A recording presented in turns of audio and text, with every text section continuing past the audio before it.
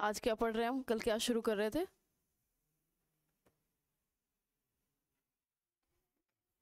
सबका दिमाग अभी स्लो हो रखा है मेरी तरह।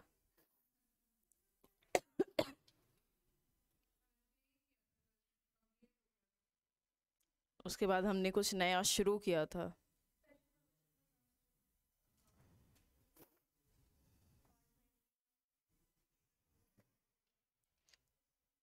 कल कुछ पढ़ा था, जो एक तरीका बताया था, उससे कोई टॉपिक सर्च किया था?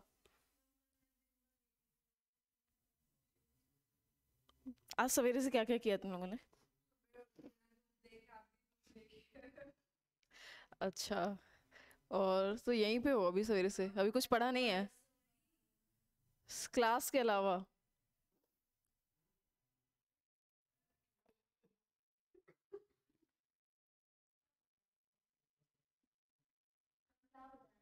Special provision regarding certain states.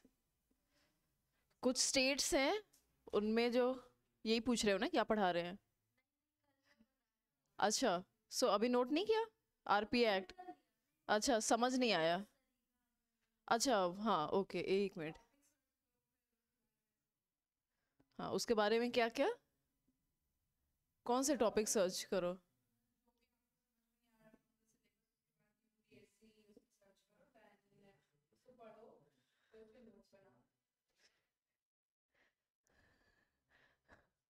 सारे डायरेक्शंस रट लिए हैं उसने, वर्ड बाय वर्ड।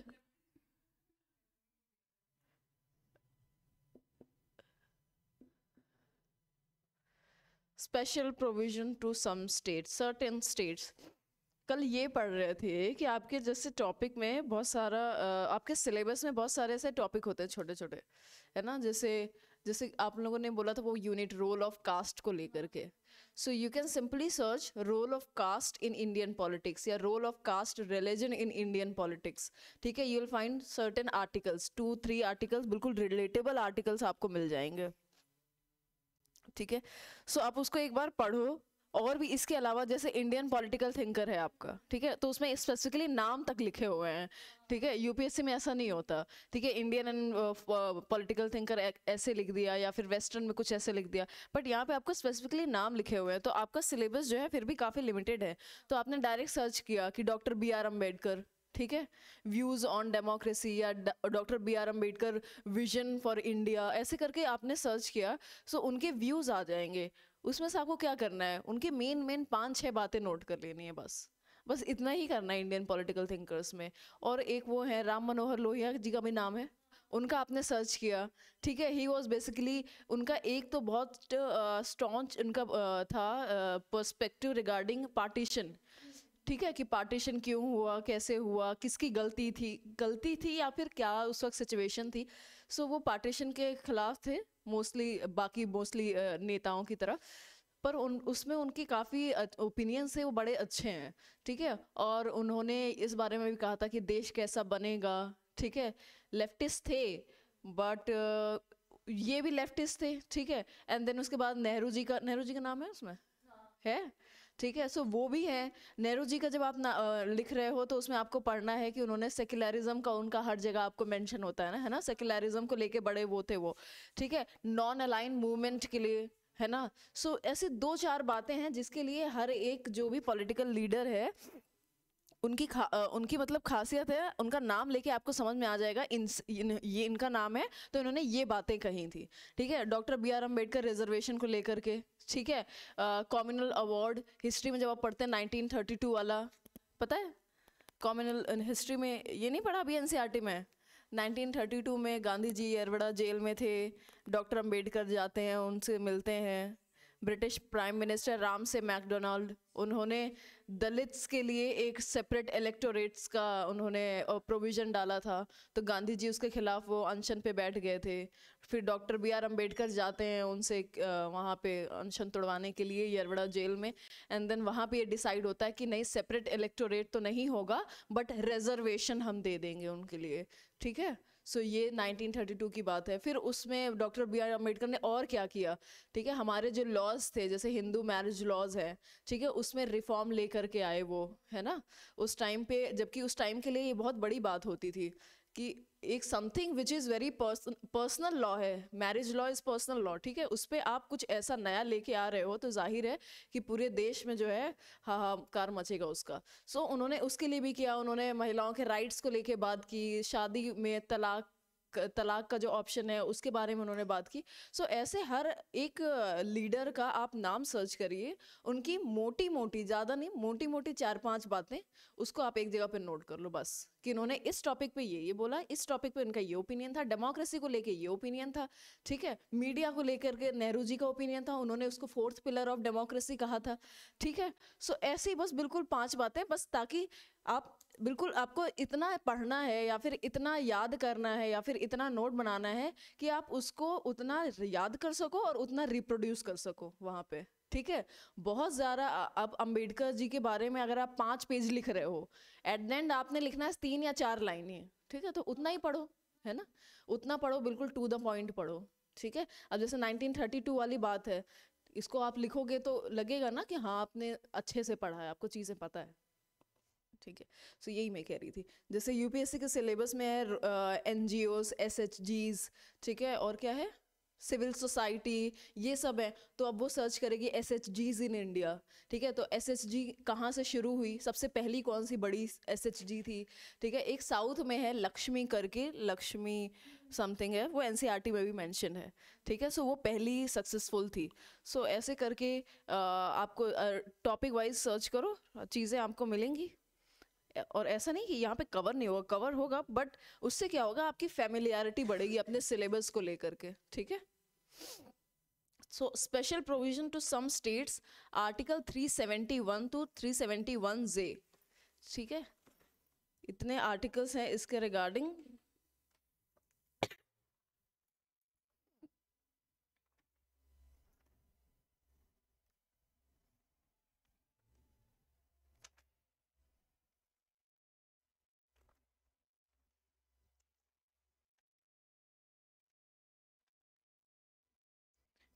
कॉन्स्टिट्यूशन का पार्ट 21 है ये,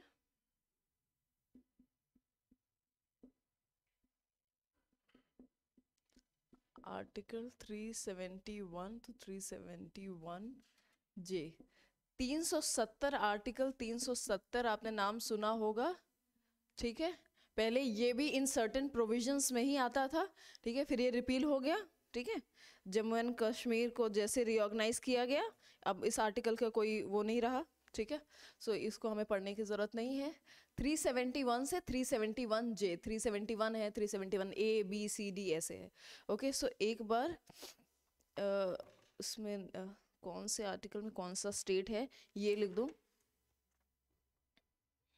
कभी कभी क्या होता है ना कि सीधे, एक बार मुझे याद है शायद यूपीएससी में ये सवाल था कि ऐसे बना हुआ था, एक तरफ वो मैच वाला क्वेश्चन होता है ना, सो एक तरफ आर्टिकल लिखा हुआ था 371 ए, ठीक है, एक तरफ बी, एक तरफ 371 ए, और इधर लिखा हुआ है महाराष्ट्र, गुजरात या आंध्र प्रदेश, और फिर इसमें देखना था कौन सा पेयर करेक्ट है, ठीक है। सो यू शुड नो कि 371 में कौन सा स्टेट है, ए में कौन सा स्टेट है, बी सी डी ई में कौन सा स्टेट है। तो एक बार वो चार्ट लिख लेते हैं।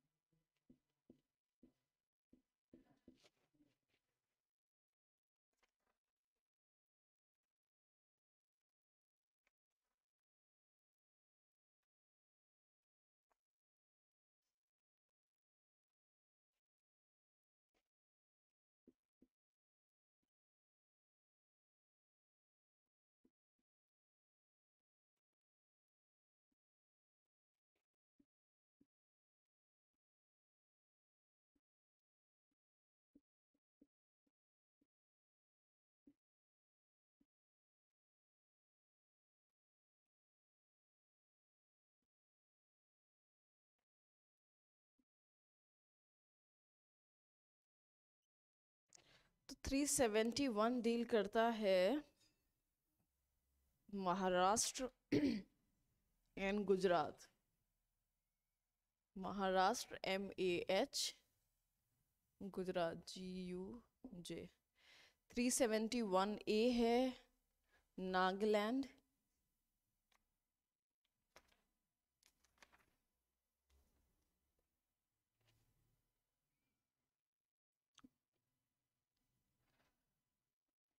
नागालैंड। B है आसाम, C है सिक्किम, B आसाम, C है मणिपुर।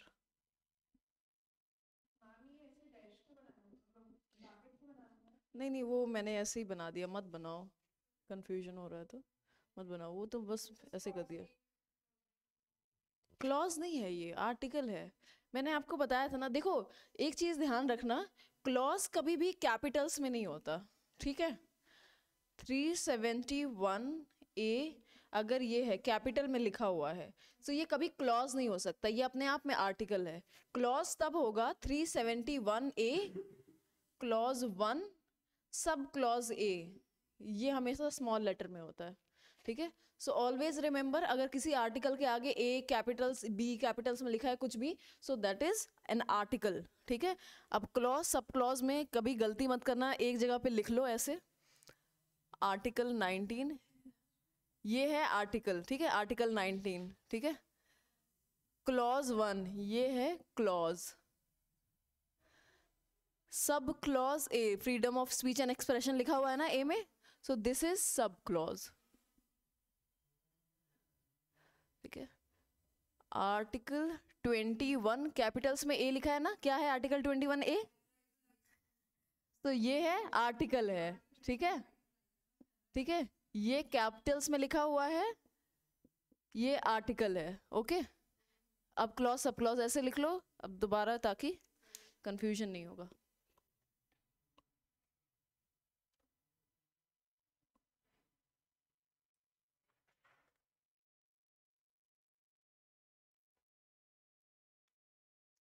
ओके,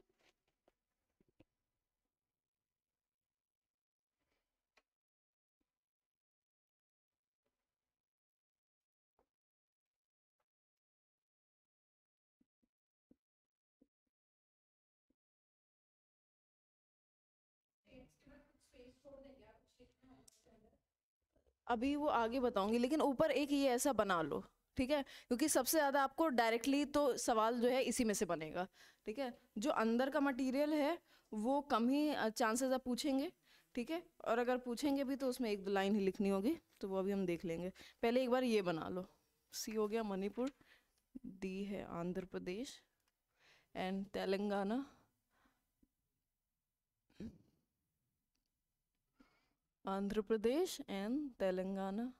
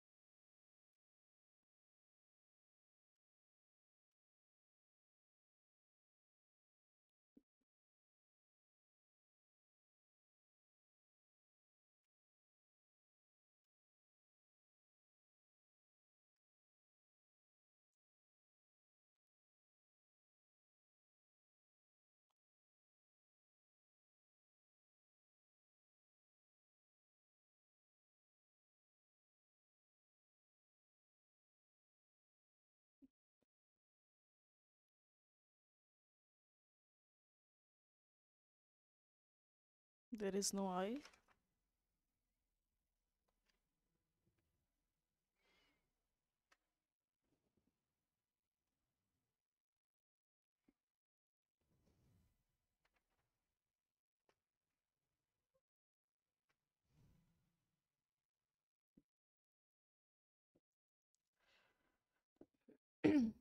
इसमें एक है ये नोट करने वाला 371E। 371D आंध्र प्रदेश और तेलंगाना से डील करता है, और ई में स्टैब्लिशमेंट ऑफ सेंट्रल यूनिवर्सिटी इन आंध्र प्रदेश। ठीक है, सो ये बीच में थोड़ा अलग सा है, सो कंफ्यूजन ना हो। सेंट्रल यूनिवर्सिटी के स्टैब्लिशमेंट के लिए आंध्र प्रदेश में, अभी बताते हैं, बात करते हैं ना इस पे, शुरुआत से बात करते हैं। ये लिख लिया आपने, इसके आगे ये सब आर्टिकल्स हैं, ठीक है, जहाँ पे दो चीज़ें हैं।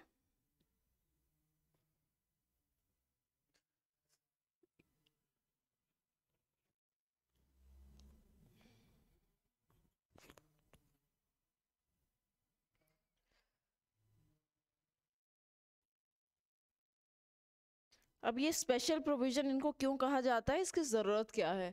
अब इन स्टेट्स के आप नाम देख लो, चलो महाराष्ट्र, गुजरात और आंध्र प्रदेश, तेलंगाना, ये दोनों तो अच्छे खासे रिच स्टेट्स हैं, ठीक है। बट इसको यहाँ पे ऐड करने का रीज़न ये था क्योंकि इनमें जो डिवीजन हुआ था, स्टेट्स में डिवीजन हुआ था ना, विदर्भ, सौराष्ट्र, नाम सुना होगा, ठीक है। सो उस वजह से ये आए शुरुआत में, एंड ये सारे तो नॉर्थ ईस्टर्न स्टेट्स हैं जो कि बैकवर्ड कहलाते ही हैं, बैकवर्ड हैं, ठीक है, ड्यू टू देयर टेरेन, ठीक है, ज्योग्राफी की वजह से। और आंध्र प्रदेश और तेलंगाना का भी इशू यही था कि बाद में दोनों अलग हुए, ठीक है। और एक गोवा है, छोटा सा स्टेट है, और इसके लिए भी यही रीज़न है कि देखो, दो तीन रीज़न होते हैं इसके। पहला तो है बैकवर्डनेस, ये लिख लिया ना,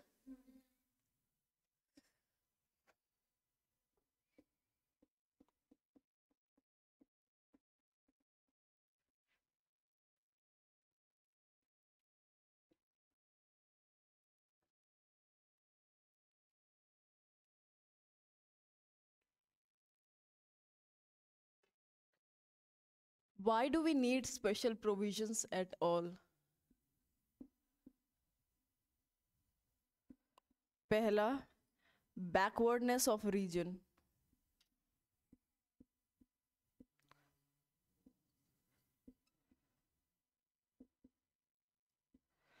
इसका एक प्राइम रीजन ये होता है ज्योग्राफी।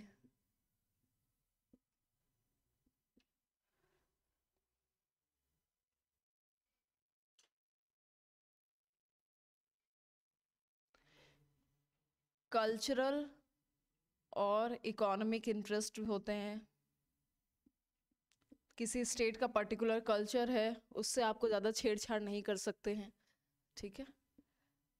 या फिर जैसे जंगल हैं, ओके, उनको लेकर के भी नहीं छेड़छाड़ किया जा सकता, प्रोटेक्शन की ज़रूरत होती है। और दूसरा रीज़न ये होगा law and order. Law and order सबसे बड़ा रीज़न होता है उस स्टेट की पोजीशन को लेकर के।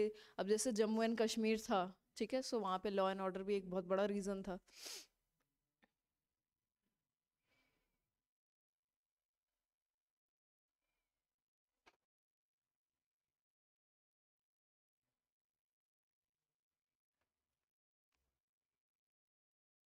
एक वर्ड सुना होगा इंडिजिनिटी और इंडिजिनस, है ना। सो उसको टू प्रोटेक्ट इंडिजिनस पीपल और लोकल पीपल, DI है क्या, इंडिजिनस, इंडिजिनस पीपल और लोकल पीपल।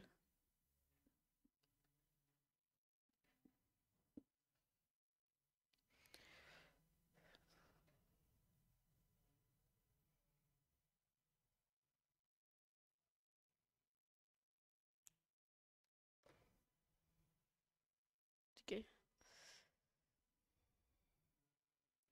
चलो आर्टिकल 371 में जहाँ पे महाराष्ट्र और गुजरात की बात हो रही है, वहां पे गवर्नर के पास स्पेशल पावर है। यस, गवर्नर के पास जो ये पावर है, ये किसके थ्रू आती है, ये प्रेसिडेंट के थ्रू आती है। मतलब प्रेसिडेंट में बाय ऑर्डर स्पेशल रिस्पॉन्सिबिलिटी देते हैं गवर्नर को, ठीक है। अभी हम 371 बात कर रहे हैं, Maharashtra Gujarat. President may by order give special responsibility to governor regarding पहला कि Vidarbha, Marathwada and the rest of Maharashtra, इनके लिए सेपरेट डेवलपमेंट बोर्ड्स बना सकते हैं, ठीक है। अब इसमें ज़्यादा दिमाग लगाने की कोई ज़रूरत नहीं है, ये रीजन्स थे शुरुआत में, सब अलग अलग थे, ठीक है। जब हम मॉडर्न हिस्ट्री पढ़ेंगे तब हमें चीज़ें समझ में आएंगी कि इसमें क्या था कि जब अंग्रेज़ आए यहाँ मुंबई की तरफ गए, सो एक पर्टिकुलर रीजन था, वहाँ पे वो सेटल हो गए, तो जहाँ सेटल हुए इकोनॉमिक डेवलपमेंट अच्छे से बढ़ा, ठीक है। गुजरात का जो पोर्ट वाला एरिया था वहाँ इकोनॉमिक डेवलपमेंट अच्छे से बढ़ा, ठीक है। कुछ हैं जहाँ पे सूखा बहुत पड़ता है, ठीक है, सौराष्ट्र। सो ऐसी अलग अलग जो है जैसे महाराष्ट्र, गुजरात, अब तो बड़े बड़े स्टेट्स बन गए हैं, लेकिन उस टाइम पे ये था कि इस एक पर्टिकुलर एरिया बहुत पीछे है, ठीक है, उसके डेवलपमेंट के लिए हमें अलग से पॉलिसीज प्रोग्राम्स की ज़रूरत है, स्पेसिफिक टू दोज सर्कमस्टांसेस, ठीक है। सूखा पड़ रहा है तो हमें ज़्यादा ध्यान देने की ज़रूरत है। इनफैक्ट आज के टाइम पे भी मई के न्यूज़पेपर में देखोगे, महाराष्ट्र हमेशा न्यूज़ में रहता है, ठीक है, कि यहाँ पे बारिश नहीं हुई, यहाँ पीने का पानी नहीं है, लोग 10 किलोमीटर दूर जा रहे हैं सिर्फ एक बाल्टी पानी के लिए, ठीक है। सो ये आज की भी सिचुएशन यही है, ठीक है, पहले भी यही थी। सो इस वजह से president by order give special responsibility to governor to develop to establish development boards for whether Marathwada और महाराष्ट्र, ठीक है। ये स्पेशल रिस्पॉन्सिबिलिटी कही गई है इसको, ठीक है, स्पेशल रिस्पॉन्सिबिलिटी है गवर्नर की, जरूरत पड़ती है तो इसको किया जाएगा। ओके, दूसरी इंपॉर्टेंट चीज है कि allocation of funds, equitable allocation of funds. एक वर्ड होता है इक्वल, एक वर्ड होता है इक्विटी, इक्विटी और इक्विटेबल, ठीक है। सो दोनों में अंतर क्या है? इक्वल में हम क्या करते हैं, सीधे एक मैंने पोटली ली, उसमें से जितने भी अगर 100 सिक्के हैं, 5-5 सिक्के मैंने सबको दे दिए, ये हो गया इक्वल। इक्विटेबल का मतलब ये हुआ, मेरे पास पोटली है, उसमें 100 सिक्के हैं, मैं देख रही हूँ कि एक थोड़ा सा रिच है, उसको कम जरूरत हो, उसको मैंने 1 सिक्का दिया, दूसरे को 5 दिया, किसी को 6 दिया, मतलब ऐसे मैंने सिक्के डिस्ट्रीब्यूट किए कि सबकी जो इकोनॉमिक पोजिशन है वो बराबर हो जाए, दैट इज इक्विटी। सो यहाँ पे दूसरा जो इनका रिस्पॉन्सिबिलिटी है वो है इक्विटेबल एलोकेशन ऑफ फंड्स। जहां सूखा पड़ रहा है वहां ज्यादा ध्यान देने की जरूरत है, ठीक है। जहां इकोनॉमी अच्छी खासी है वहां पे बस हम सिक्योरिटी मेंटेन करेंगे, ठीक है, ये चीज हो गई। और क्या है, adequate facility for technical education, vocational training, ठीक है, दिस दैट। तो 371 में महाराष्ट्र और गुजरात को लेकर के ये सिचुएशन है। 371A जो कि 13th अमेंडमेंट एक्ट 1962 नागालैंड के लिए है।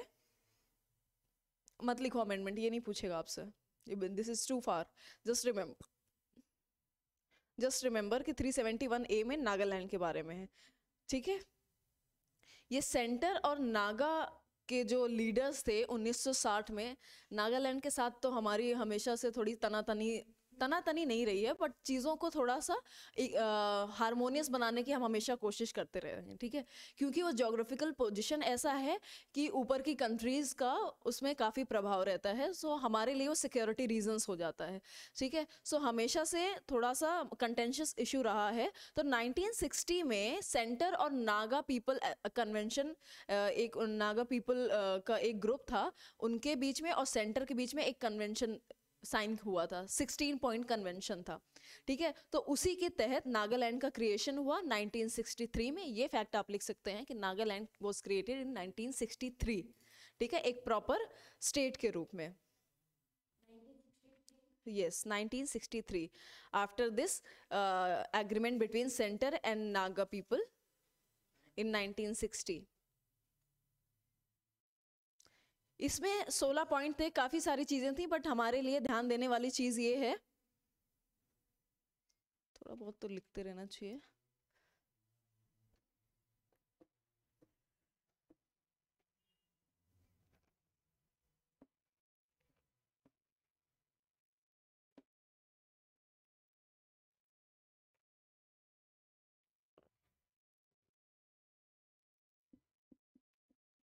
ये महाराष्ट्र एंड गुजरात, इसमें स्पेशल रिस्पॉन्सिबिलिटी है गवर्नर की,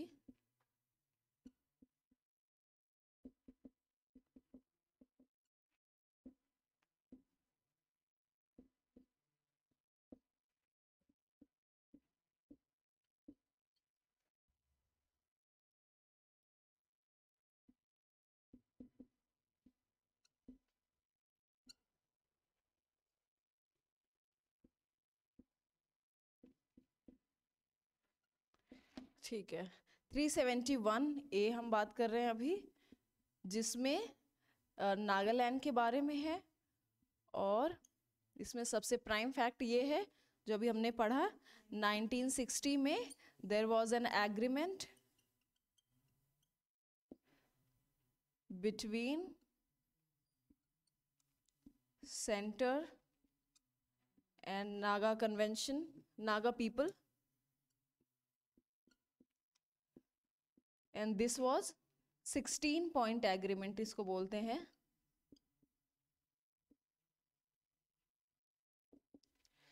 थ्रू दिस 1963 में Nagaland as a state was created.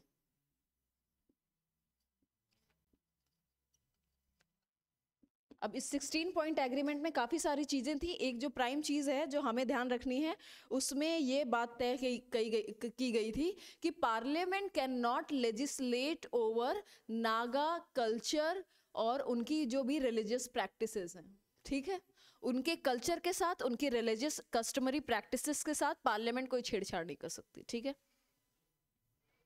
सो पहली चीज़ इसमें तय हुई थी, पार्लियामेंट कैन नॉट लेजिस्लेट।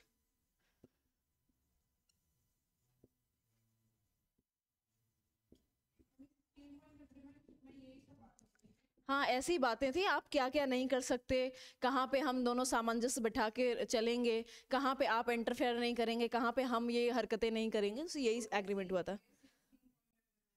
ये बस आप लिख लो, ये मुझे नहीं लगता इतना, हाँ इतना नहीं सवाल आएगा आपसे, बट ये बस इसमें ये प्राइम चीज़ ध्यान रख लो कि parliament can not legislate over Naga practices, Naga cultural practices.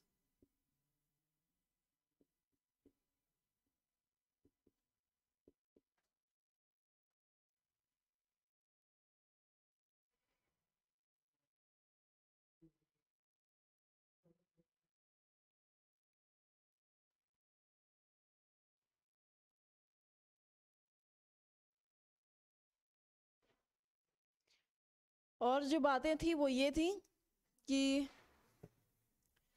जो कस्टमरी उनके कुछ लॉज भी हैं कि छोटे मोटे क्रिमिनल केसेस होते हैं, छोटे मोटे केसेस हुए, प्रॉपर्टी को लेकर लड़ाई झगड़ा हुआ, तो उनकी अपनी प्रैक्टिस है, वो अपने ही कस्टम के साथ चलेंगे, ठीक है, पार्लियामेंट अपने लॉज नहीं उसमें डालेगा। एक तो ये बात हो गई। दूसरी बात ये है कि जो सिविल और क्रिमिनल, वही बात, सिविल और क्रिमिनल जस्टिस है, उसमें नागा कस्टमरी लॉ के हिसाब से चलेगा, अनलेस अनटिल कोई बहुत बड़ा क्राइम हो गया है, जहाँ पे फिर हम सेंटर के लॉज के अकॉर्डिंग चलेंगे, ठीक है। और एक चीज़ है कि वहाँ पे लैंड सबसे कंटेंशियस इशू होता है ये नॉर्थ ईस्टर्न स्टेट्स में।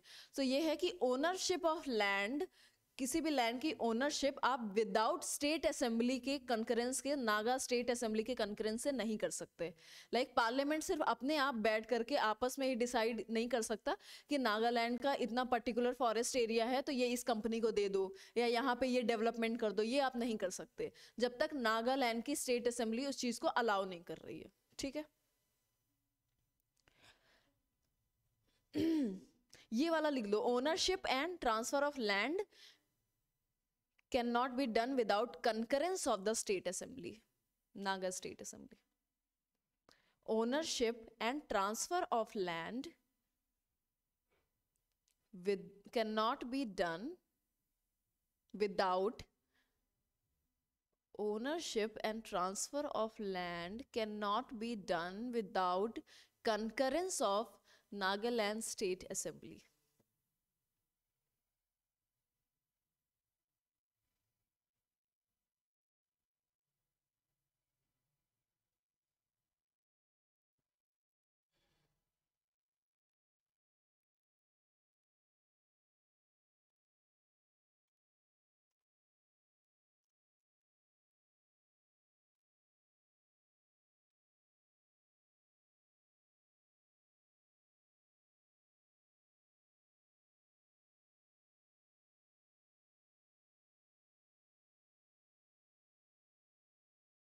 इसके बाद वाला था 371 बी, असम, ठीक है। सो इसमें ये कहा गया था कि प्रेसिडेंट जो है बाय ऑर्डर, आसाम में क्या है, जो 6th शेड्यूल है ना, 6 शेड्यूल में जो शेड्यूल एरियाज दिए हुए हैं, सो इसमें ये दिया हुआ ट्राइबल एरियाज हैं वो, तो इसमें ये लिखा गया है कि जो आसाम में जो ट्राइबल एरियाज हैं वहाँ पे जो मेंबर इलेक्ट हो रहे हैं, वहाँ की जो बॉडी है उसको बोलते हैं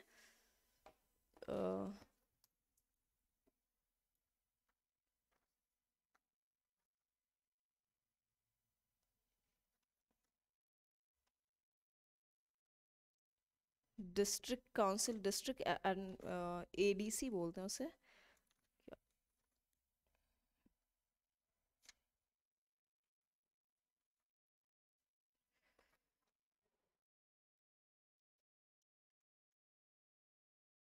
Yes, district council and regional councils, autonomous district and autonomous regions, ठीक है। सो ये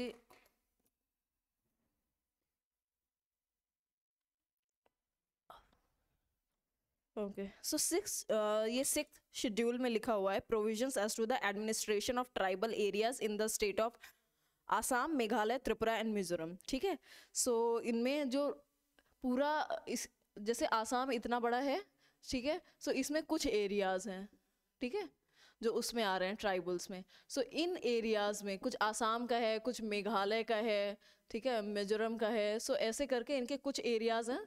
सो इसमें जो टोटल जितनी डिस्ट्रिक्ट्स आ रही हैं उसमें autonomous district and autonomous regions हैं, मतलब वहाँ पे जो आसाम की स्टेट असेंबली है उसका इतना ज़्यादा पावर नहीं होगा, ठीक है, वहाँ पे वो ऑटोनॉमस रीजन्स हैं, वो उनका भी काफ़ी हद तक स्वामित्व है, यानी उनका भी काफ़ी हद तक अथॉरिटी है, ठीक है, for development of their particular region, schedule region, ठीक है। सो इसको करने का अधिकार किसके पास है? प्रेसिडेंट के पास है। प्रेसिडेंट प्रोवाइड कर सकते हैं कि एक कमिटी बनाई जाए consisting of members elected from the states tribal areas, article 371 B, ठीक है, आर्टिकल 371 बी आसाम, इसमें लिख लो प्रेसिडेंट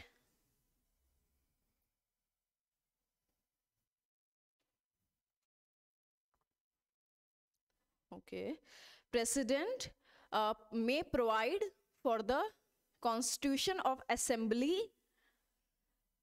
constitution और establishment भी लिख दो, constitution से confuse मत हो जाना। president may provide for the establishment of assembly consisting of members elected from the state's tribal areas, assembly consisting of members elected from the state's tribal areas, bracket में लिख लेना 6 शेड्यूल, ठीक है, तो आपको ध्यान रहेगा। और 6 शेड्यूल में सिर्फ आसाम नहीं है, Meghalaya, Tripura, Mizoram. I'll repeat it. President may provide for establishment of assembly consisting of elected members from the state's tribal areas, ठीक है। 371C, that is Manipur।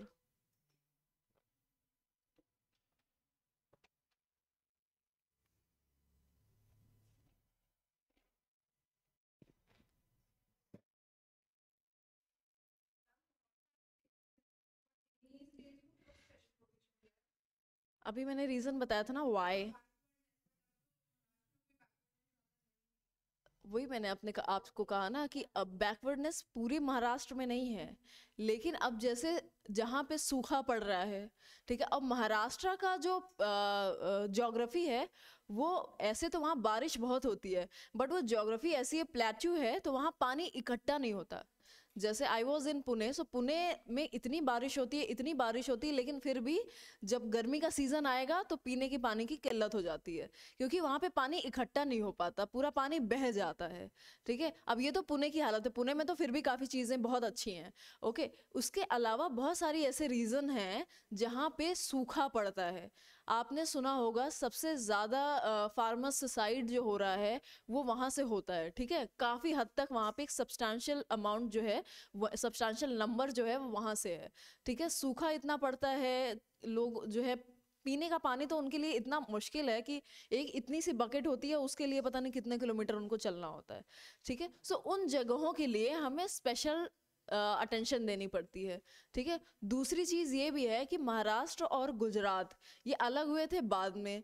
पहले क्या था, ब्रिटिशर्स के टाइम पे जो इकोनॉमी थी जो चल रही थी, या एक्सपोर्ट की हो वो, प्लस वहाँ पे कपड़ा बनता भी था, ठीक है। जो मशीनी मशीनी जो कपड़ा बनता था, जिसकी हम बहुत मतलब जिसे हम हिस्टोरियंस जो है जिसको बोलते हैं ना इकोनॉमिक ड्रेन, है ना, कि आप यहाँ से, यस, यहाँ पे वो जो सस्ता मशीन वाला कपड़ा है आप यहाँ पे डाल देते थे और हमारे यहाँ का जितना भी अच्छा माल था वो सब चला जाता था।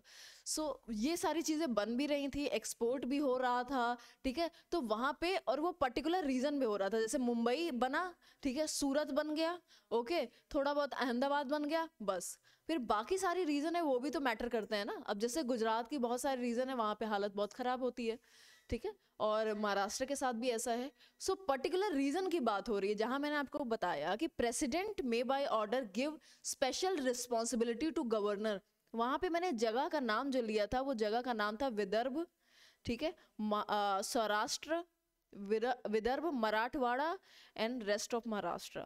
सो और सौराष्ट्र और कच्छ, हाँ, गुजरात का कच्छ, ठीक है। सो ऐसी जगहें हैं जहाँ पे जरूरत पड़ती है, ओके। बाकी तो आप समझ सकते हो ना नाम से, नागालैंड में क्या दिक्कत हो सकती है, आसाम में क्या दिक्कत हो सकती है। आसाम डेवलप है लेकिन आसाम का पूरा रीजन डेवलप नहीं है, ठीक है। बात डेवलपमेंट की नहीं है, बात वहां मैंने एक और रीजन लिखा था, लॉ एंड ऑर्डर, ठीक है। वो बहुत बड़ा रीजन बन जाता है, लॉ एंड ऑर्डर, ठीक है। क्योंकि वहां पे क्या होता है, इंसर्जेंसी का मतलब पता है, इंसर्जेंसी में ये होता है कि एक कोई पर्टिकुलर लोगों का एक समूह बन गया है and they are against the government, ठीक है, वो गवर्नमेंट के अगेंस्ट हो रहे हैं। तो अब ये कहीं भी बन सकती है चीज़ें, ठीक है। आई एम नॉट सेइंग कि असम में ही है, बट कई जगह पे ये बन सकती हैं। सो लॉ एंड ऑर्डर हमें मेंटेन करना बहुत ज़रूरी होता है। और उन्हें ये भी लगता है, वहाँ पे लोगों को ये भी लगता है, जो कि काफ़ी हद तक सही भी है, कि वहाँ पे इंट्रूजन हो जाता है और उनको उनकी ज़मीन से उखाड़ फेंक दिया जाता है, ठीक है। आप आए, आपने यहाँ प्लांटेशन कर दिया, आप आए यहाँ पे, आपने कोई कंपनी खोल ली, सब कुछ कर दिया, लेकिन वहाँ के जो लोकल लोग हैं उनका तो डेवलपमेंट नहीं हुआ ना, उनकी तो ज़मीनें छिन गई। सो उस वजह से गुस्सा भी आता है, ठीक है। नक्सलाइट्स एरिया में भी यही वजह होती है ना। सो ये सारी रीज़न होती हैं कि इसकी वजह से हमने थोड़ा सा स्पेशल एग्रीमेंट किए हुए हैं इन स्टेट्स के साथ, कि ठीक है भाई, हम आपके इस एरिया में इंटरफेयर नहीं करेंगे और आपको भी सेंटर के साथ मिल के चलना है, ठीक है।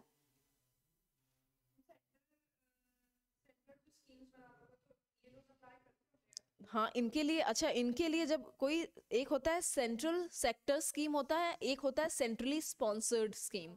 जो सेंट्रल सेक्टर स्कीम होता है उसमें 100% पैसा सेंट्रल का होता है। सेंट्रली स्पॉन्सर्ड स्कीम में 90:10, 60:40, 50:50 वाला रेशियो होता है, ठीक है। सो इन स्टेट्स में जो सेंट्रली स्पॉन्सर्ड स्कीम का जो रेशियो होता है 90:10 का होता है, ठीक है। आपने ये चीज़ देखी होगी। सो किसने बताया था? अच्छा, सो 90 में ये होता है कि सेंटर का होगा, 10% बस आप ये दे दो, ठीक है। और भी बहुत सारी चीज़ें मिलती हैं इनको, स्कॉलरशिप्स होता है, गवर्नमेंट फंड भी काफ़ी मिलता है। सो ये सारी चीज़ें की जाती हैं ताकि आपस में मिल के रहें अच्छे से, ओके। 371C मणिपुर, क्या? नहीं नहीं, इम्पोर्टेंट है, अभी इसीलिए मैं बता दूंगी, अब मत लिखना। 371C में वही चीज़ है जैसे आसाम का है, कि president may by order provide for the constitution of committee consisting of elected members from the hilly areas in the assembly, ठीक है। वही हिली एरियाज के साथ ये मणिपुर का भी किस्सा है। 371D 1973 में हुआ है, आंध्र प्रदेश रीऑर्गेनाइजेशन एक्ट 2014, जिसमें 2014 में आंध्र प्रदेश और तेलंगाना अलग अलग हो गए थे। इसमें भी प्रेसिडेंट के पास एक रिस्पॉन्सिबिलिटी है कि he will ensure equitable opportunities and facilities in public employment and education, ठीक है, for the different parts of the state. दो स्टेट अलग अलग हुए हैं तो ये इंश्योर करेंगे कि इक्विटेबल डेवलपमेंट हो, ओके। क्या ई में है? हाँ, it allows for establishment of a university in Andhra Pradesh by a law parliament, but this is not a special provision in the sense, okay, इसमें क्या है, आंध्र प्रदेश में कोई सेंट्रल यूनिवर्सिटी डेवलप करनी है, उसके लिए ये प्रोविजन बनाया गया है, बट एक तरीके से ये आज है कल नहीं होगा वाली सिचुएशन है ये। इसमें बस इतना ही लिखा हुआ है कॉन्स्टिट्यूशन में अभी, पार्लियामेंट में by law provide for the establishment of university in the state of Andhra Pradesh. ये कभी पूछा भी नहीं जाएगा आपसे, बस कभी पेयर में 371E लिख दिया है और सामने आंध्र प्रदेश लिख दिया, तो ये ध्यान रखना कि गलत है, बस इतना पता होना चाहिए। सिक्किम, सिक्किम में है काफ़ी सारी चीज़ें हैं। इसमें तो पहले एक चीज़ ये लिखी हुई, legislative assembly of the state of Sikkim shell consist of not less than 30 members. 30 members तो होने ही होने चाहिए, ठीक है, एक ये बात है इसमें। और सिक्किम के लिए क्या है, the members of the legislative assembly of Sikkim shall elect the representative of Sikkim in the house of people, यानी लोकसभा में अपने रिप्रेजेंटेटिव से वो भेजेंगे वहाँ पे। और क्या है, पार्लियामेंट में provide for the seat and that's it, इतना ही बस ध्यान रखो। मिजोरम में वही बात है कि पार्लियामेंट मीजो पीपल के रिलीजियस या फिर सोशल प्रैक्टिसेस में लॉ नहीं बनाएगी, वही नागालैंड वाली सिचुएशन है। Civil and criminal justice system उनका जो कस्टमरी लॉ है उसके हिसाब से चलेगा। लैंड का ओनरशिप ट्रांसफर जो है मीजो की स्टेट असेंबली की कंकरेंस के बिना नहीं होगा, ठीक है। मीजो के आगे ब्रैकेट में लिखो similar to Nagaland. 371H Arunachal Pradesh, इसमें अरुणाचल प्रदेश का अब सिचुएशन देखो कि मैप में देखा है अरुणाचल प्रदेश कहाँ है ना, ये अपना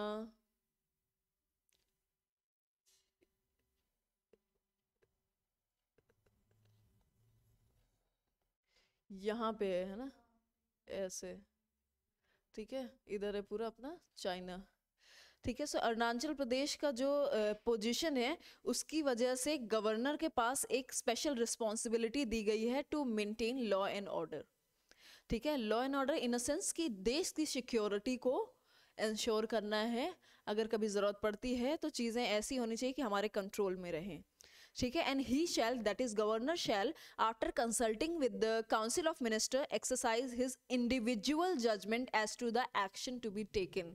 मतलब यहाँ पे गवर्नर के पास स्पेशल रिस्पॉन्सिबिलिटी है लॉ एंड ऑर्डर मेंटेन करने की, और उनको कभी ऐसा लगता है कि लॉ एंड ऑर्डर खराब हो गया है या मुझे ये स्पेशल एक्शन लेना है, तो काउंसिल ऑफ मिनिस्टर्स के साथ कंकरेंस में वो एक्शन ले सकते हैं और उनके ऊपर जो है एक इंडिविजुअल जजमेंट अप्लाई करने का भी अधिकार है। अब इंडिविजुअल जजमेंट क्या ही है, basically they are saying council of minister से कंसल्ट करना है, ओके। 371J दैट इज ये आखिरी है कर्नाटका, हाँ आई गोवा। गोवा में लिखा है the legislative assembly of the state of Goa shall consist of not less than 30 members, similar to Sikkim. J में है Karnataka, there is a provision for a separate development board for the Hyderabad Karnataka region, ठीक है। यहाँ भी वही बात है, बस इतना ध्यान रखना, separate development board for the Hyderabad Karnataka region, ये भी नहीं ध्यान रखोगे तो चलेगा, just remember J is for Karnataka, easy to remember JNK, okay. Equitable allocation of funds for development expenditure over the said region, this that, okay. अब ये जो पूरा टॉपिक हम पढ़ रहे थे, special provisions to certain states, ठीक है, आपको इसका रीजन मैंने बता दिया, बट यहाँ पे एक और टर्म निकल के आता है, उसको बोलते हैं एसिमेट्रिकल फेडरलिज्म, ठीक है। एसिमेट्रिकल फेडरलिज्म, एसिमेट्रिकल का मतलब पता है ना, ए का शेप कैसा होता है, ऐसा, तो जैसा इधर है वैसा इधर भी है, ठीक है।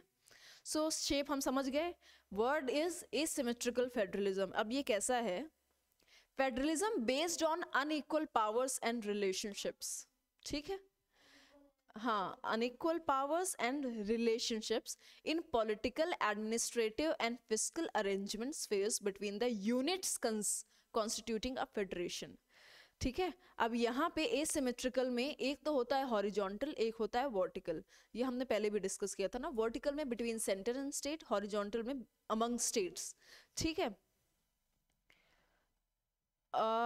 और क्या हो सकता है इसमें पढ़ने के लिए, दैट इज ऑल। फिर वही चीज़ें हैं, एसिमेट्री का एविडेंस क्या है, अच्छा, ये कभी बहुत ही ज़्यादा क्रिएटिव हो गया एग्जामिनर, तभी ये पूछेंगे कि एसिमेट्रिकल, यूपीएससी में तो हो सकते हैं, एसिमेट्रिकल फेडरलिज्म वर्ड उन्होंने घुसा दिया एंड देन दे लास्ट कि अच्छा इसको चलो सब्सटैंटिएट करो योर आंसर कि क्या होता है। सो एसिमेट्री का आपने पहले ये बता दिया, asymmetrical federalism dash it means unequal distribution of powers.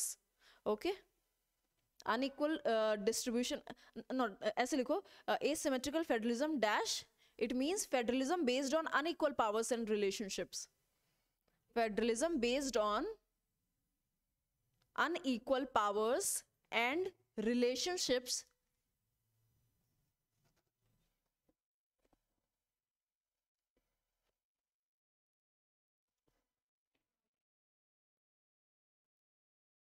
relationships क्या लिखा, powers and relationship in political administrative and fiscal arrangements, FISCAL।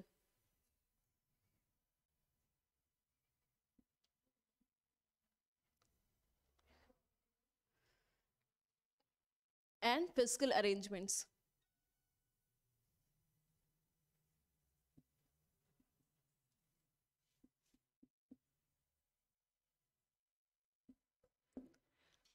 अब इसके एग्जाम्पल्स क्या हैं? पहला होगा स्ट्रॉन्ग यूनियन। बेसिकली जैसे हम पढ़ते हैं ना, फेडरलिज्म हमने पढ़ा था, यू वर देयर अनमोल? हाँ, सो जब फेडरलिज्म हम पढ़ रहे थे तो जो चीज़ें बताई थी कि स्ट्रॉन्ग यूनियन है, ठीक है, उसी को आप थोड़ा सा और स्पेसिफिक कर रहे हैं यहाँ पे, है ना। जैसे फेडरलिज्म इन जनरल हम पढ़ रहे हैं, बट यहाँ पे हम एसिमेट्रिकल फेडरलिज्म पढ़ रहे हैं इन केस कभी ऐसे कुछ सवाल आता है। सो ऐसा नहीं होना चाहिए कि you are not aware about the concept. So strong union होता है इसमें, कुछ स्टेट्स के पास स्पेशल प्रोविजंस होते हैं, कुछ स्टेट्स के लिए स्पेशल प्रोविजंस होते हैं।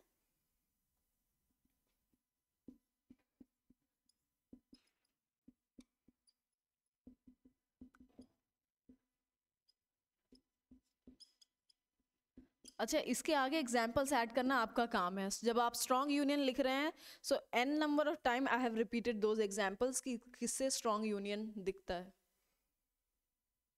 Don't just nod your head. हाँ हाँ, good. Residuary power, financial power, right. Article 1, article 352, article 249, article 250। एक जगह थी जहाँ पे मैंने ये सब लिखाया भी था। Special provision for some state, यही वाला लिख देना, 371 टू 371J। हमेशा एग्जाम्पल्स अपने साथ हैंडी रखो। Allocation of seats is not uniform but on the basis of population, ठीक है।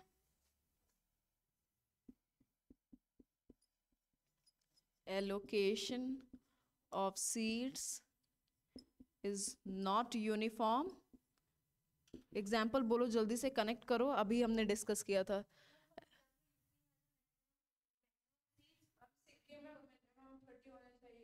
हाँ, तो यही दोनों आप एक्सट्रीम एग्जाम्पल दे दो, एक यूपी डाल दो, एक सिक्किम डाल दो। Allocation of seats is not uniform but on the basis of population.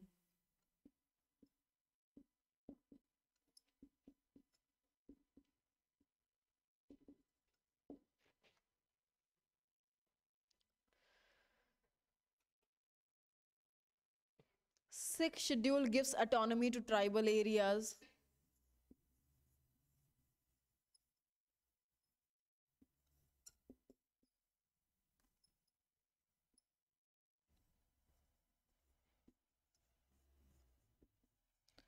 Tribal areas of what?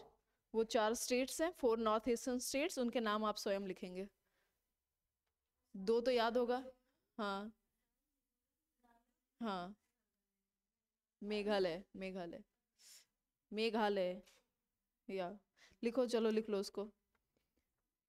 4 north eastern tribal areas of north eastern states. North eastern को शॉर्ट में ऐसे लिख देते हैं, हालांकि एग्जाम में मत लिखना, ऐसे पूरा ही लिखना, ब्रैकेट में असम, मेघालय, त्रिपुरा,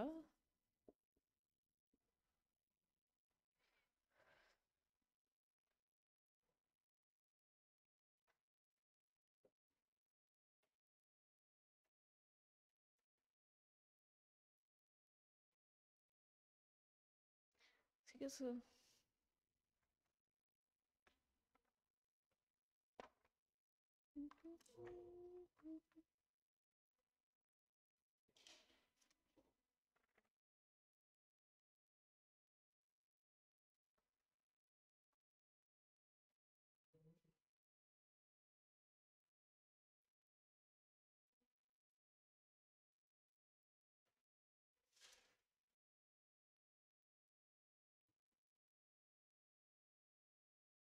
पता नहीं मुझे कैसे मतलब मैंने जिस तरीके से इसको याद किया है 6 शेड्यूल के 4 स्टेट, क्योंकि ये 4 याद कर लो तो 5th का आपको ध्यान रखने की जरूरत नहीं है, but somehow it stuck in my mind. पर पता नहीं तुम लोग रिलेटेबल कर पाओ कि नहीं। मैंने इसको आत्मा करके याद किया है, सो मैं कंफ्यूज नहीं कर पाती हूँ इसको। सो आसाम हो गया, त्रिपुरा हो गया, और फिर डबल एम जो भी है, मेघालय, मिजोरम। सो एटलीस्ट दोनों एम वाले स्टेट्स आ जाते हैं इसमें, सो चीज़ें नहीं भूलती हैं। Next topic, local government.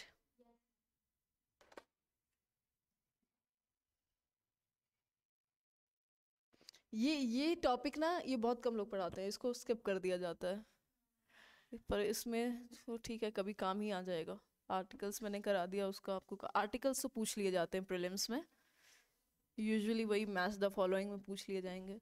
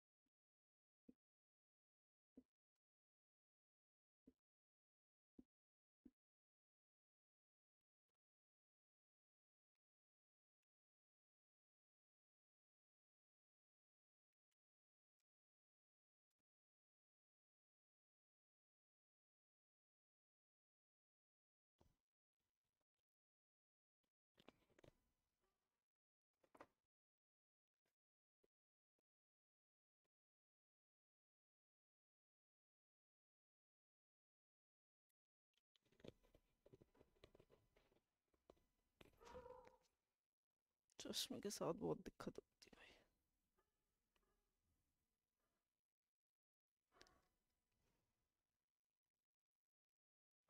सबसे पहले इसमें देख लेते हैं लोकल गवर्नमेंट का मतलब क्या है।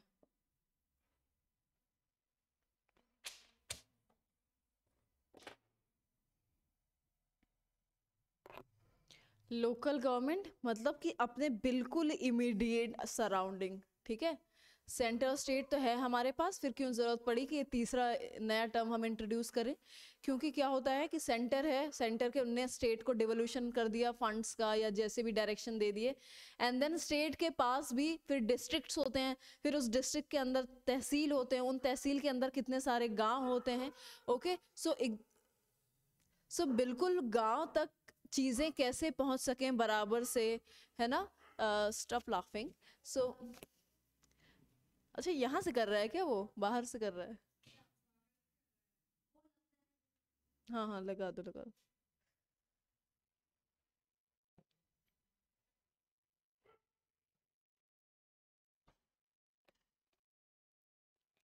ठीक है। सो लोकल गवर्नमेंट में ये होता है कि बिल्कुल इमीडिएट जो आपकी सराउंडिंग है विलेज की कुछ, और हर विलेजेस में भी इतने सारे अलग अलग टेरेन के विलेजेस होते हैं, ठीक है। कहीं की ज़रूरत सूखा है, ठीक है, कहीं पे सूखा पड़ रहा है, कहीं की ज़रूरत है कि बारिश बहुत हो रही है, कहीं की ज़रूरत है कि कोई फसल नहीं टिक रही है, कहीं की ज़रूरत है कि बहुत ज़्यादा पेस्ट अटैक्स आते हैं ड्यू टू सर्टेन रीज़न वहाँ की सराउंडिंग की वजह से। तो सब जगह की अपनी अपनी कई ऐसे गांव होते हैं, जैसे हरियाणा में कई ऐसे गांव हैं जहाँ पे सबसे प्राइम इंपॉर्टेंस दी जाती है स्पोर्ट्स एथलीट्स के लिए, प्रॉपर वहाँ पे फैसिलिटीज होनी चाहिए, ठीक है। सो ये डिपेंड करता है कि विलेज टू विलेज क्या रिक्वायरमेंट है। सो उसी चीज़ को और अच्छे से इंश्योर करने के लिए कि मैनेजमेंट अच्छे से अच्छे तरीके से हो जाए, ये लोकल गवर्नमेंट आया, ठीक है। सो अब लोकल गवर्नमेंट क्या है कि लोकल गवर्नमेंट या local self government, management of local affairs by local bodies. सबसे पहला कि management of local affairs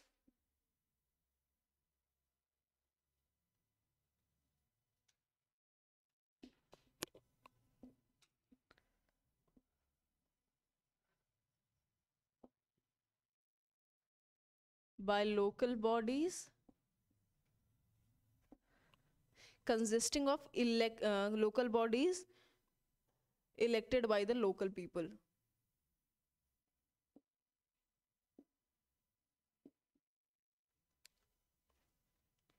Elected by the local people. Third tier government भी कहा जाता है इसको।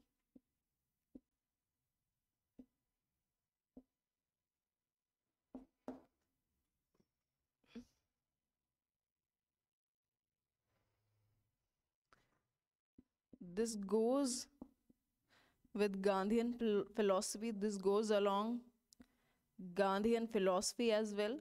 Why?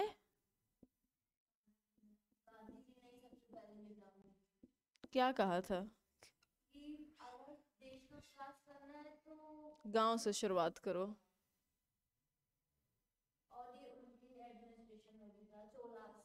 Hmm.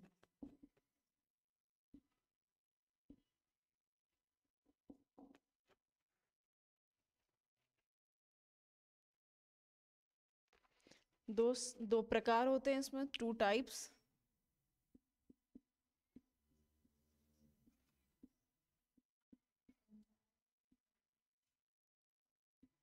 Hmm.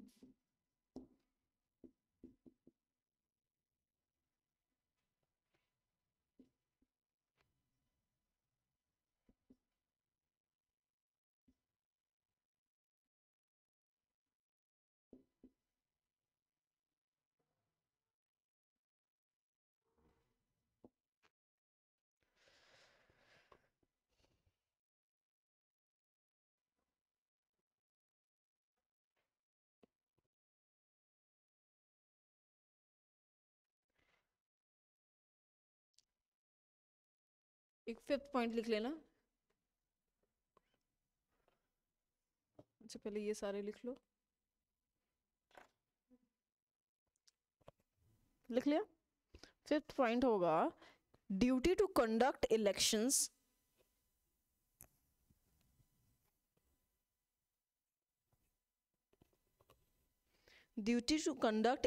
for local bodies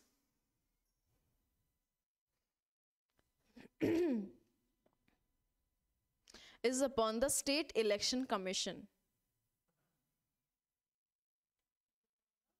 State Election Commission, not Election Commission of India. ठीक है? State Election Commission every 5 years.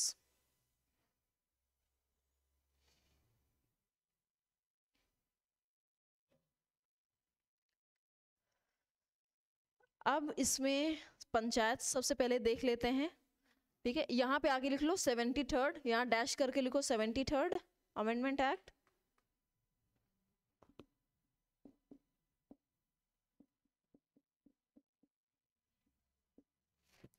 और उसका लिखो 1992, इसका है 74th।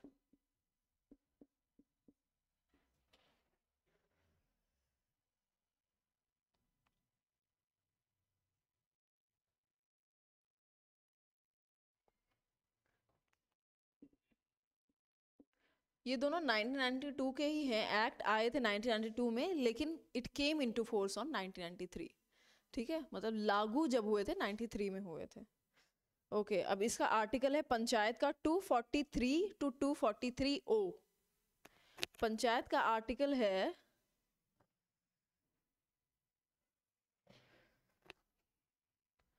आर्टिकल 243। आप नया हेडिंग डाल दो नीचे पंचायत का, फिर उसके नीचे लिखो ओ। यस, ABCDEFGHO, ऐसे इतने सारे आर्टिकल्स हैं वहां पे।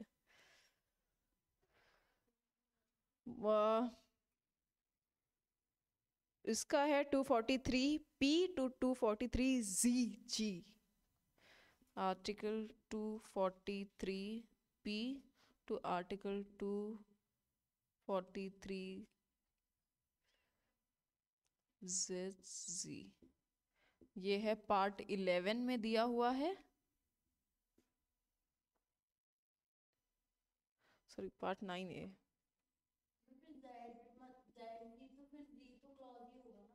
नहीं नहीं, इसमें ये दोनों, ये आर्टिकल ही है। आपको बताया ना, अगर ZZ क्लॉज होता तो ये ऐसे लिखा होता, स्मॉल से में लिखा ZZ।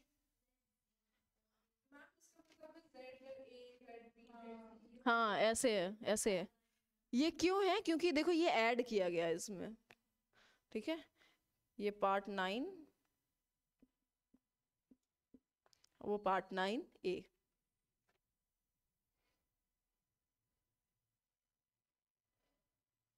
इसके साथ ही शेड्यूल भी लिख लो। पंचायत का शेड्यूल है 11 शेड्यूल, और उस 11 शेड्यूल में 29 लिस्ट है, 29 आइटम्स की लिस्ट है जिसमें पंचायत कानून बना सकते हैं। 29 items list, 11 schedule, 29 item list, ये है पंचायत का। और उसका है 12th शेड्यूल नंबर 12, और उसमें आइटम्स है कितने? 18 functional items for municipalities. Municipalities का 12th शेड्यूल है, ठीक है। अब ये तो बेसिक बातें हो गई, बेसिक फैक्ट्स। अब इसके बाद 73rd कॉन्स्टिट्यूशनल अमेंडमेंट में कुछ बातें हैं जो कंपलसरी हैं, ठीक है, कुछ बातें हैं जो ऑप्शनल हैं, कंपलसरी और mandatory, and then there are certain optional provisions also. उसमें आपको बनाना है नहीं बनाना है आपकी मर्जी।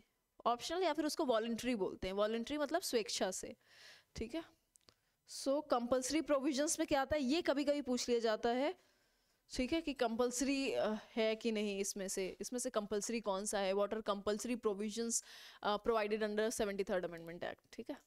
सो कंपलसरी प्रोविजंस में 73rd अमेंडमेंट एक्ट यानी कि पंचायत की जहां हम बात कर रहे हैं, सो कंपलसरी में पहला जो है कंपलसरी स्लैश मैंडेटरी लिख लो, दोनों वर्ड इस्तेमाल होते हैं। 73rd amendment act, features of 73rd amendment act करके हेडिंग डालो, features of 73rd amendment act. उसमें पहला पॉइंट लिखो कंपलसरी स्लैश मैंडेटरी प्रोविजंस।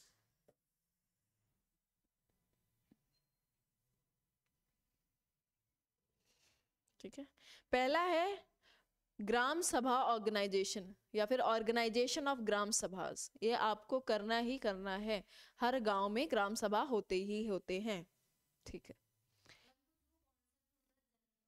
हाँ पहुंच रहे हैं हम, पहुंच रहे हैं, ये लिख लिया। दूसरा ग्राम सभास, GRAM, ग्राम सभास, SABAHAS। दूसरा पॉइंट है creation of 3 tier panchayati raj, 3 tier panchayati raj at, पहला लिखो zila ZILA, comma block and village levels, ठीक है। ये ब्लॉक को ही कहीं कहीं पे परिषद भी बोला जाता है, ठीक है, वो डिपेंड करता है, बट ये 3 मेन वर्ड है, जिला, ब्लॉक एंड विलेज। बहुत सारे विलेज बना के एक ब्लॉक बनता है, बहुत सारे ब्लॉक बना के जिला बनता है, ठीक है। जिला, ब्लॉक, विलेजेस, ऐसा ऐसा इसका ऐसा होगा, जैसे विलेजेस हैं, ठीक है, ये विलेजेस हैं, ये तीनों मिला करके आगे ब्लॉक बनाया, फिर ब्लॉक भी बहुत सारे हैं, है ना, इस ब्लॉक में इतने विलेज होंगे, इस ब्लॉक में इतने विलेज होंगे, इस ब्लॉक में इतने विलेज होंगे। अब ये सारे ब्लॉक मिला के क्या बना रहे हैं? जिला, ठीक है। सो ऐसे ही करके ऐसे लिख लियो, देखो ऐसे लिखो, जिला बड़ा, ब्लॉक बड़ा एंड देन विलेज, ठीक है, ये साइन पता ही है।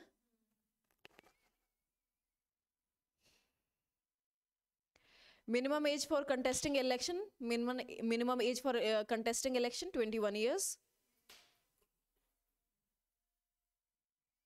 जिला एंड ब्लॉक लेवल का जो चेयरमैन होता है वो इनडायरेक्ट इलेक्शन से होता है, वो डायरेक्ट इलेक्शन से नहीं होता है, ठीक है। SC ST के लिए रिजर्वेशन और सीट्स, अच्छा अच्छा, ओके। SC ST के साथ साथ यहाँ पे एक खास बात है, विमेंस का रिजर्वेशन, ठीक है, 33%। इससे निकल के आता है क्या, प्रधानपति, महिला को खड़ा कर दो इलेक्शन पे, वो जीत जाती है, एंड देन उसके बाद पति देव जो है सारा कार्यभार संभालते हैं। ओके, सो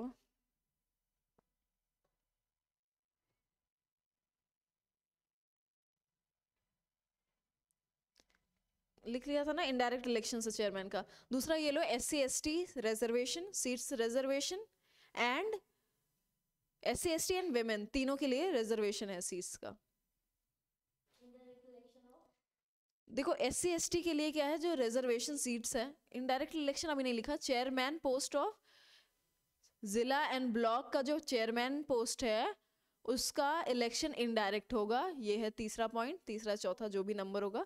इसके बाद है SC ST सीट्स रिजर्वेशन, वो किसके अकॉर्डिंग होता है, उनकी proportion of population. SC ST reservation जितना होगा, कितनी सीट्स होगा वहां पे, उस जिले में, उस गांव में, उस ब्लॉक में कितना पॉपुलेशन है, उस हिसाब से रिजर्वेशन दिया जाएगा। और विमेन का है इन जनरल, पूरा मतलब है कि 1/3 यानी 33% विमेन का है, ठीक है। और क्या है, स्टेट इलेक्शन कमीशन को ये बता दिया आपको, ठीक है। पंचायती राज इंस्टीट्यूशन का टेन्योर क्या होता है, वही 5 साल होता है। और अगर कभी इलेक्शन कराना हो, अगर वो जल्दी डिसॉल्व हो जाती है, पंचायत डिसॉल्व हो गई है, तो 6 महीने के भीतर भीतर आपने इलेक्शन करवाना है, ठीक है। स्टेट फाइनेंस कमीशन होता है, इसके लिए बनाया जाता है हर 5 साल में, जो पंचायत को पैसा डिस्ट्रीब्यूट करता है।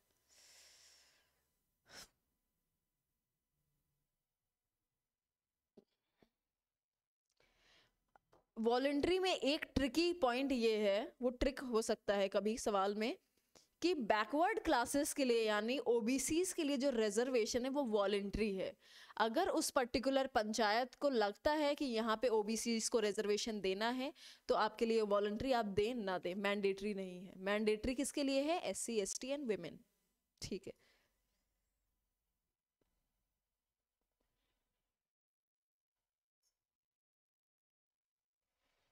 74th अमेंडमेंट एक्ट,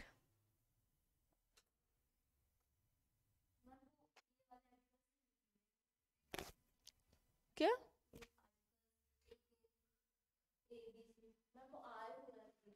प्री में आया हुआ है, तो ठीक है, कुछ कुछ बता देते हैं। इलेक्शन का किस में है, ये किस में है,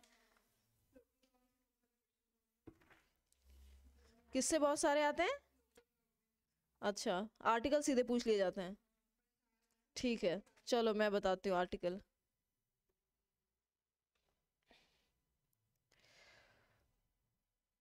एक तो लिख लो आर्टिकल 243A, कैपिटल A है ना, आर्टिकल 243A। इसमें है ग्राम सभा का क्या है पावर, वो इसमें बताया गया है। ग्राम सभा 243A, ग्राम सभा। जो 243 है, इसके पहले वाला है, वो डेफिनेशन क्लॉज होता है। डेफिनेशन क्लॉज में क्या दिया जाता है, 243 भी लिख लो, इसमें आगे लिख लो डेफिनेशंस, बस इतना ही लिख लो, डेफिनेशंस। जो डेफिनेशन क्लॉज होता है ये ऑलमोस्ट हर लॉ में होता है, ठीक है। सो और हमेशा ये पहला आर्टिकल ही होता है। तो डेफिनेशन में क्या दिया जाता है कि आप आगे पूरे एक्ट में क्या क्या वर्ड इस्तेमाल कर रहे हैं, उसका मतलब क्या है। सो जैसे ये 243 डेफिनेशन है, तो इसमें डिस्ट्रिक्ट मीनिंग का क्या मतलब है, डिस्ट्रिक्ट वर्ड का क्या मीनिंग है, ग्राम सभा का क्या मतलब है, पंचायत का क्या मतलब है, ये सब उसमें दिया हुआ है। सो अगर कहीं ये सवाल आता है कि डेफिनेशंस ग्राम सभा किसमें डिफाइन है, तो आप लिखोगे 243 में डिफाइन है। अब उसके बाद भी अगर वो क्लॉज पूछ लेते हैं तो भगवान मालिक है, फिर उसके बाद तो आपको ज्यादा याद करना पड़ेगा। 243 का क्लॉज बी है, पूछा है, हाँ ऐसे पूछा है। तो एक काम करते हैं, लिख ही लेते हैं, क्या कंजूसी करना उसमें। क्या इसमें आएगा जनपद, परिषद भी यूज होता है कहीं कहीं पे, वो डिपेंड करेगा, वो आपको देखना पड़ेगा कहाँ का, ये लोकल पे डिपेंड करता है कहाँ क्या शब्द इस्तेमाल किया जाता है।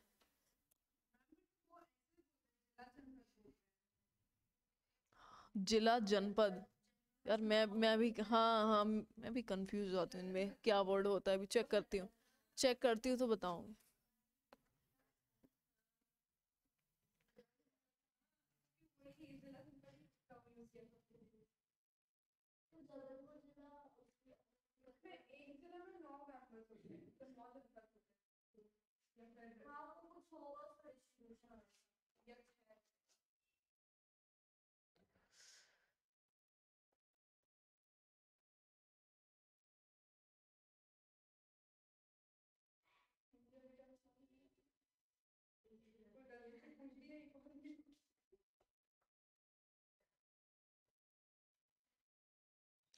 हाँ,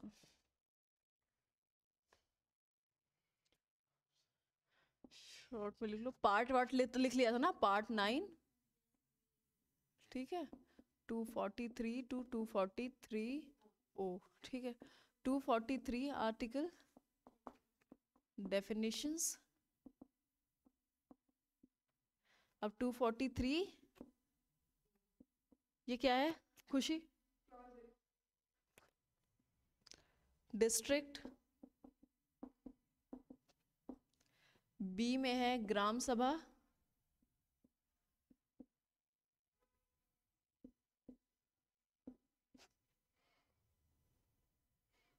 पंचायत लिख लो, सी रहने दो, डी में पंचायत है। मैं अपनी तरफ से कोशिश करूंगी कम से कम इंपॉर्टेंट ही बस दूं, फिर एक बार आप क्वेश्चन देख लेना, देखना क्या इसमें जो चीज़ मैंने छोड़ी है उसमें से सवाल आया है क्या। हाँ, इलेक्शन आता होगा, रिजर्वेशन वाला आता होगा, है ना, ठीक है, इसमें इतना। विलेज बीसी में डिफाइंड है, मुझे लगता है कि 243 A B D, अभी फिलहाल इतना ही। अब आर्टिकल 243 A, ठीक है, इसमें है ग्राम सभा का पावर है, इसमें पावर या फंक्शन क्या है ग्राम सभा के वो लिखा हुआ है। कैसे होगा इनका पावर, किस तरीके से परफॉर्म करेंगे, जो state legislature by law provide करेगी, ठीक है। 243B ये इंपॉर्टेंट हो सकता है। सी मैंने हटा दिया, इसमें और भी है, सी है, E F भी है, वो चीज़ मैंने हटा दिया है, मुझे लग नहीं रहा कोई मतलब है उसको लिखने का, उससे सवाल आएगा नहीं। पंचायत डिफाइंड है डी में, ग्राम सभा डिफाइंड है बी में। पावर, इसमें पावर और फंक्शंस हैं, इसमें पावर और परफॉर्मेंस कह सकते हैं, वो इसमें है ग्राम सभा की 243A में। 243B आर्टिकल में है कॉन्स्टिट्यूशन ऑफ पंचायत, उसमें जो अभी मैंने आपको बताया था विलेज, इंटरमीडिएट और डिस्ट्रिक्ट लेवल वाली बात, वो इसमें है कॉन्स्टिट्यूशन ऑफ पंचायत। पूछे कि ये किस में दिया हुआ है, विलेज, इंटरमीडिएट और ब्लॉक लेवल वाली बातें, सो इसमें 243B में लिखा हुआ है।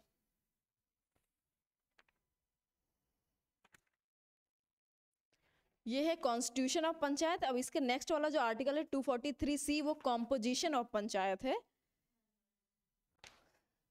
ठीक है, नहीं इसको रहने दो, रहने दो। 243D ये लिख लो, ये इसमें रिजर्वेशन प्रोवाइडेड है, रिजर्वेशन ऑफ सीट्स, सो ये इंपॉर्टेंट है, ये आपको पता होना चाहिए। मुझे जहाँ तक याद है कि सबसे ज़्यादा यही वाला आता है 243D, जहाँ तक मेरा ध्यान है, ओके।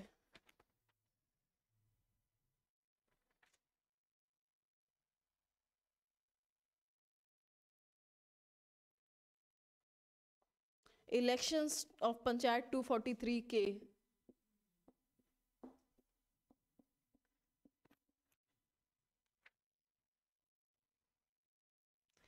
एक 243H भी डाल लो जिसमें है imposition of taxes, 243H, power to impose taxes,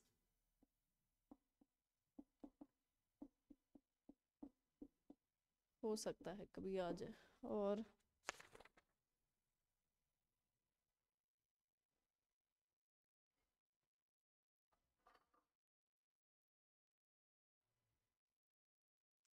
to 243M डाल लो, ये इंपॉर्टेंट इसलिए होगा क्योंकि अभी जो हम पढ़ रहे थे, इसके पहले हम क्या पढ़ रहे थे topic, special provision to some states, ठीक है। अब 243M कहता है ये जो पार्ट है, पार्ट 9 के प्रोविजंस जो हैं कुछ जगह नहीं चलेंगे। गेस करो कहाँ नहीं चलेंगे? उन्हीं स्टेट्स में, क्योंकि उनका अपना तरीका है, ठीक है। 243M part not to apply to certain areas, यानी ये वाला part, part 9 not to apply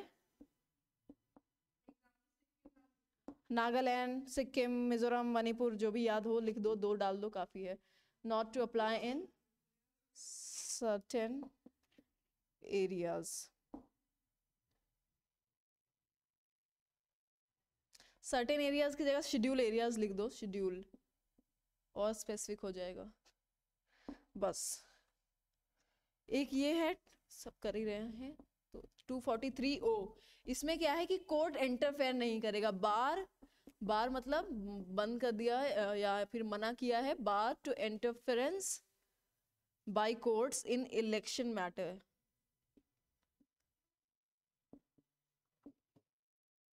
इनके इलेक्टोरल मैटर्स पे क्वालिफिकेशन, डिस्क्वालिफिकेशन, इसमें भी जो इश्यूज हैं या इलेक्शन डिस्प्यूट है उसमें कोर्ट इंटरफेयर नहीं करेगा, ठीक है।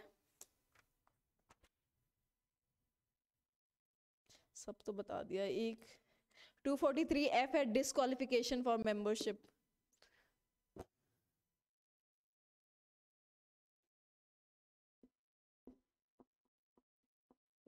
डिस्क्वालिफिकेशन,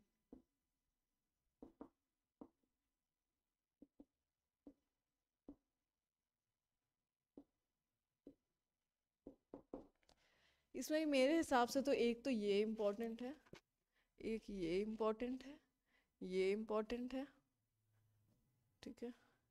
ये इम्पोर्टेंट हो सकता है, ये हो सकता है, और ये दोनों मुश्किल से 5-6 आर्टिकल्स ही हुए।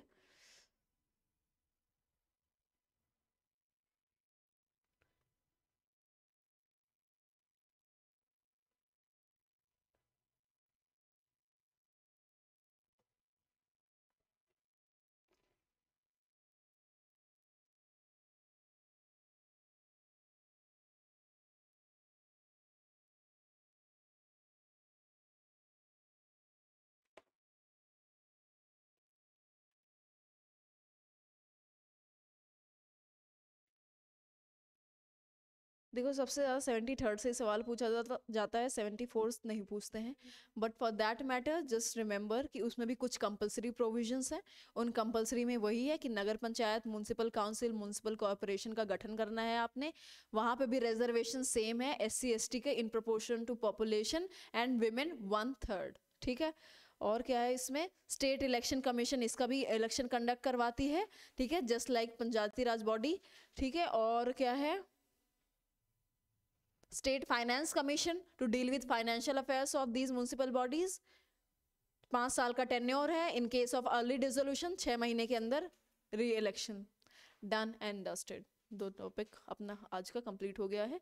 पंचायत सबसे ज़्यादा इंपॉर्टेंट है। ज़्यादातर सवाल जो है पंचायत से आते हैं।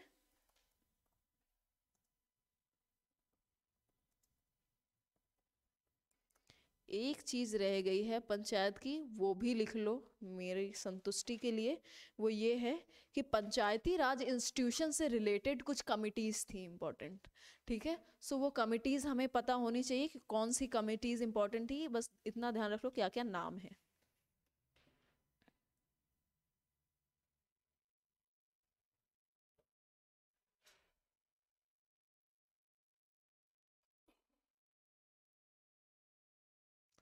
एक है हनुमंता राव कमेटी 1983, लिखो बेटा।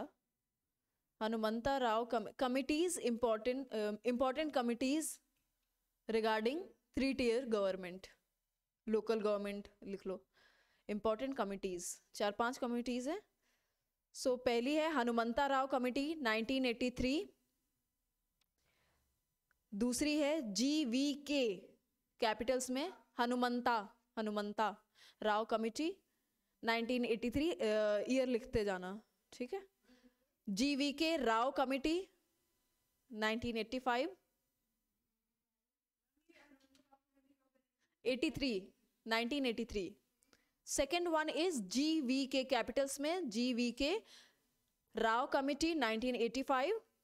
थर्ड इज LM, कैपिटल्स में LM Singhvi committee, Singhvi, LM Singhvi committee 1986.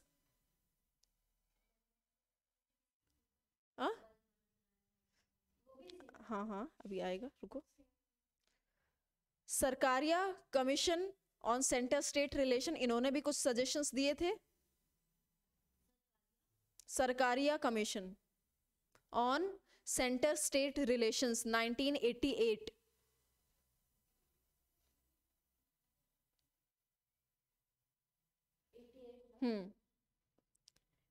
Next है PK, capitals PK Thungan committee, THUNGAN, PK Thungan committee 1989.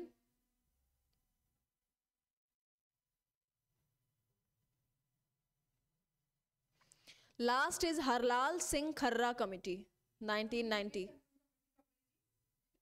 PK Thungan committee 1989. Harlal Singh Kharra, Harlal Singh Kharra committee.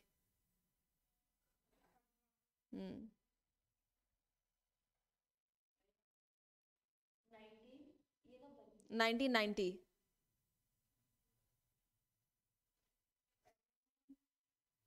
LM Singhvi.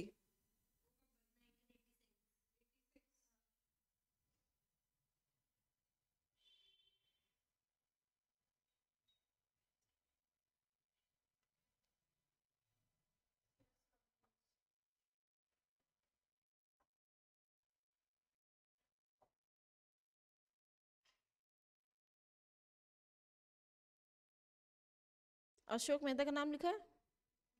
नहीं लिखा. ये सबसे पहले 1977 में थे. इन्होंने 2 टियर पंचायत का सजेशन दिया था. अशोक मेहता कमिटी इन 1977 ही सजेस्टेड 2 टियर पंचायत. मतलब हमारे पास 3 है ना, तो इन्होंने 2 सजेस्ट किया था, जिला परिषद एंड मंडल पंचायत, इन्होंने ऐसे सजेस्ट किया था. तो ये मैंने इसलिए लिखवा दिया क्योंकि कभी कभी ये सवाल पूछते हैं कि कोई एक इंसान था कि जिसने 2 टियर पंचायत सजेस्ट किया था, कोई एक इंसान बोल रही हूँ, कोई एक कमिटी थी जिसने 2 टियर पंचायत रिकमेंड की थी. तो 4 ऑप्शन होंगे एंड देन दे लास्ट कि इसमें से कौन सा करेक्ट है. ये अशोक मेहता कमेटी थी. जिला जिला परिषद एंड मंडल पंचायत.